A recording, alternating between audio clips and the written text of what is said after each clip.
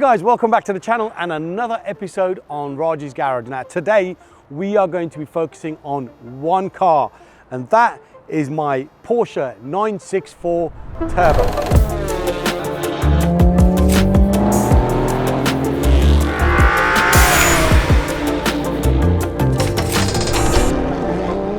Guys, my 1993 registered Porsche 964 Turbo.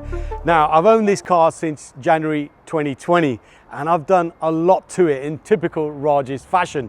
Now, before I get into this car, a little bit about today's episode. It's going to be broken into two parts. The first part, I will talk about the car, the history of the car, the modifications that the previous owners have done and that I've done. And then we're going to drop the car to Northway Porsche, which is part two, and we'll talk about a few of the problems with this car. Now, when I did buy this car, it had a few issues, and I knew all about that. They were fully transparent. It needed paint. The car was really blistered on the front. Previous owners had used it as a bit of a track toy and also taken it to Europe on road trips and so on. And the engine was, let's just say, wasn't running right. There's a little tappity noise coming from the engine, and I'll talk about that in a moment.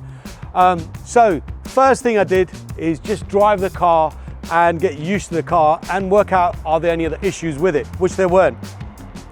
Now in 2020, I gave the car to my good friend Greg over at Southern Bodies, who has painted quite a few of my cars previously, and he took this car back to bare metal and repainted it in black. At the same time, there were some parts that needed replacing. Now, everyone loves a restoration video, and if you want to know some of the pitfalls of restoring a classic, you need to watch that series, which is on Cash TV, where this car gets taken back to bare metal and some of the nasties are uncovered underneath. In the description below, there'll be links to those episodes. So, taking the car to Southern Bodies, we ended up replacing both front wings, the front bumper, the rear bumper, a lot of the perishables, such as the rubber seals around the windscreen, on the front, and so on and so on. That was a pretty intensive process and an expensive process. So if you are looking to restore a Porsche, make sure you've got deep pockets, because nothing is cheap. So guys, this is a 3.3 turbo. The 964 variant is also available in the 3.6 turbo, but the previous owner had spent a lot of money for this to look like a 3.6. So they added the Speedline wheels and the big red brakes, which you get on the 3.6 turbo. A few other subtle mods have been done to this car. On the front, you've got these RS style ducts, and on the back, we've got an RS style rear screen with a wiper delete. Plus the exhaust has been changed to a car graphic exhaust. Now I'll talk about the engine mods when we go for a drive, and I think that's probably the best thing to do now. So guys, let's do it.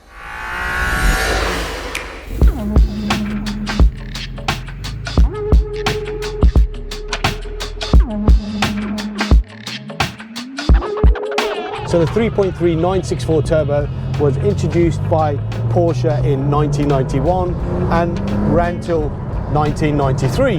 About 3,500 units made, of which only, from what I understand, 130 UK right-hand drive models were ever made. So it's a fairly rare car in that sense. Power is about 320 brake, 0 to 60 in about 4.5 seconds, good for about 170 miles an hour. The engine in this car is the same 3.3 turbo that you get in the 930 turbo, although slightly modified, a bit more horsepower, bigger turbo and so on.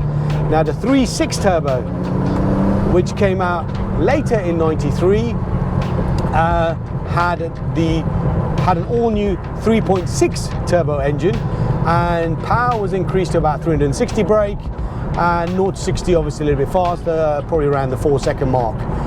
So yes, a better engine all round with a bit more power delivery. However, this car probably goes as well, if not better, than a 3.6 turbo, purely because of the engine mods. Now inside the cabin, if you're a Porsche guy, you'll understand it's a very small cabin. Seating position is slightly off. Your legs sit skew-width, pointing to the center, which is a little bit unusual if you drive a classic Porsche for the first time.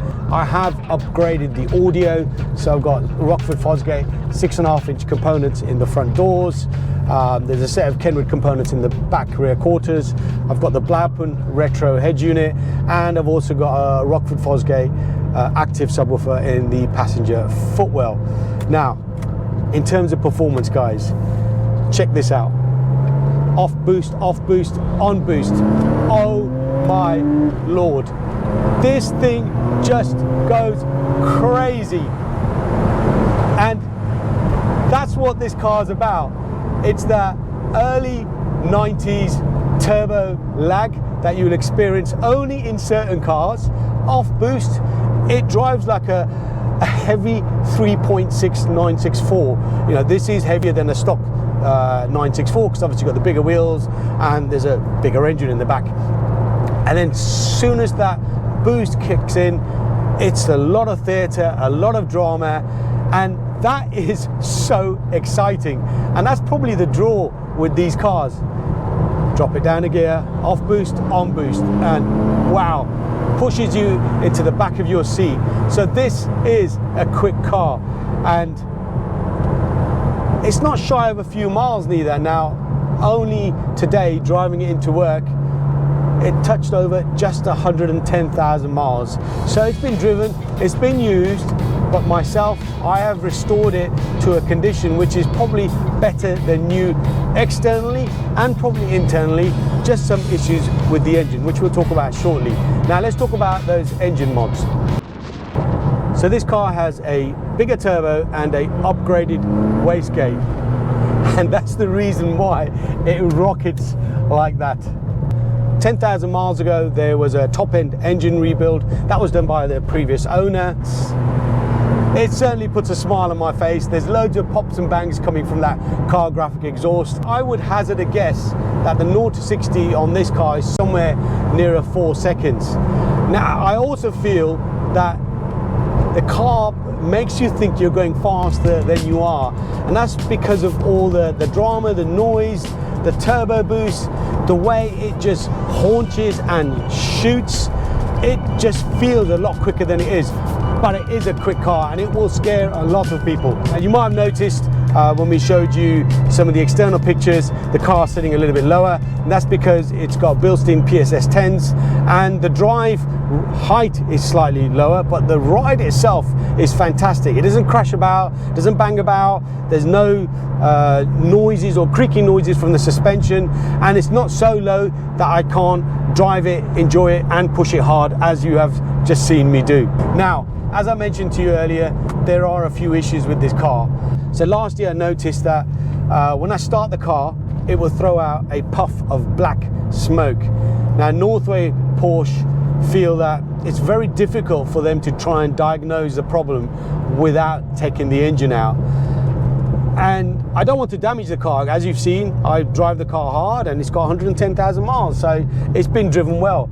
So the next journey for this car is to take it to Northway Porsche, have a chat with Paul, discuss what the plans are, and we'll go from there. So I know the engine will be removed from the car, and but we'll discuss that a little bit later on when we get over to Northway Porsche. But for now, I'm going for one last drive.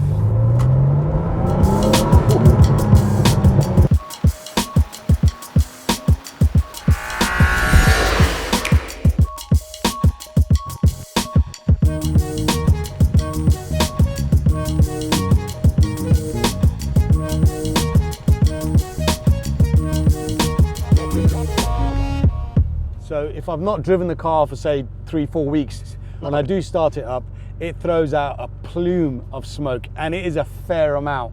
If I've driven the car hard, I park it up, say I've driven it to work, I park it up, I go to start it in the evening, again, a fair amount of smoke gets chucked out. Now, even here, I guarantee you, if I turn the engine off, turn it back on and give it a bit of a rev, you will see a level of smoke coming out the exhaust. And that's the biggest concern for me. I don't want to damage the engine. There's obviously some sort of underlying issue, and it's down to Paul to figure out what it is.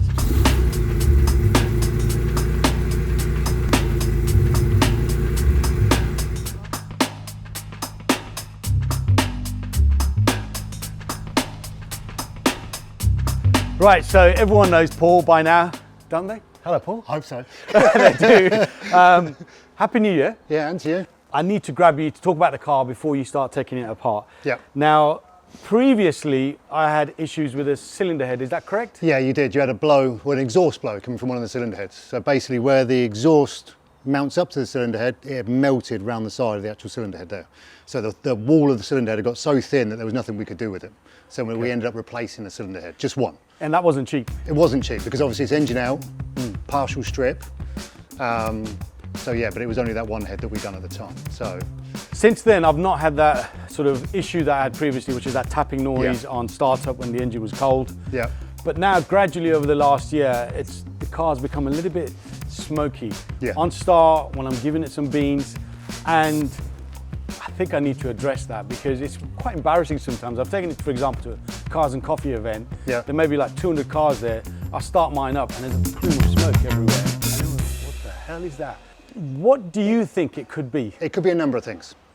First off, turbocharger. That's the most common, or most, could be, yeah, hopefully the easiest fix. Hopefully. That's not a stock turbocharger. It's not. It's been upgraded. It's been upgraded. So we need to look in both sides of the turbocharger, the hot side and the cold side, after it's been run, just to make sure that there's no seepage coming from that side of the turbo. Right. If that all looks good, then we're going in deeper. Health check on the engine, cylinder leakage, compression check, to see if we've got anything, any signs of wear that then could cause oil seepage into the cylinders. Are there some areas that you don't need to touch, or are you literally going to have to go through the engine? We got to go through it again. Basically, it all depends on what was done in your top end, because a lot of people class the top end as a reseal. So that could be obviously to stop it from engine oil leaks. Or it could have been a top end because of other problems, snapped head stud, a few other bits and pieces like that. Until we get it apart or until we do the health check, we're not going to know. A bit of a pain if it's a turbocharger, because obviously it's not cheap. Or it could be a lot more because obviously we're going to have to go in a lot deeper. Do you think potentially it could be an engine rebuild? Let me have a look. Okay. Yeah. I don't want you to have sleepless nights. I think I'm going to have sleepless nights irrespective, because I know it's going to be a bill to a degree. Couple of questions for you. Go for it. How easy it is to take the engine out in one of these? Not too bad. Obviously, it's a lot of age-related stuff nowadays. So we've all, over the years, we've all got experience of taking the engines in and out, so you know what to do. But now, with age-related stuff, you're getting pipe work and stuff like that, Right. and then you come up against it, then can add more time to it. So it's not too bad, put it that way. As long if Half you've a done day? it before. Oh yeah, easily. You get it out in half a day. Yeah. And secondly, which is your favourite Porsche? You know the answer to that one. Well, they don't. It's that one. So Paul loves 964 turbos, and for him, this is the holy grail of Porsches. And to a degree, it is for me as well. Although, as I said earlier on in the episode, I do love my 993 turbo. But when I jump into this, it's just a totally different animal. The way it delivers the power, it's so analog in its feel. It's the noise, it's the look, it's the sound, it's the whole package. So guys, this is the end of the episode here, but it's not the end of the journey for the 964. So we are going to come back once Paul has stripped the engine, and then maybe by then you might have diagnosed a few issues. Well, yeah, like I said, hopefully we don't have to go that far. Okay. But let's have a look. Okay. See what we got. So whatever happens, we will be back to have a discussion with Paul to see where we are with the turbo, where we are with the engine, and what he feels could potentially be the problem. And hopefully it's not an expensive problem for me. So yeah, here are the keys. Brilliant stuff. And I will see you soon. Yeah, brilliant. Cheers, man. Guys, you know what you need to do. You need to smash the like button. Make sure you give Northway Porsche a follow. There's a reason why I only come to these guys, and there's a reason why I recommend them, because they've always been good to me, and everyone that I recommend to come here, they always come back to me, and the response is absolutely fantastic. So make sure you give Northway Porsche a follow. I am not sponsored by them. I just love the fact they look after me, they look after my cars, and I can trust them. So guys, next episode for the 964 Turbo will drop probably in a few weeks, but in between, no doubt, there'll be another episode on Raj's Garage. So make sure you subscribe to the channel, because there's a lot more content coming your way. I'll see you on another episode.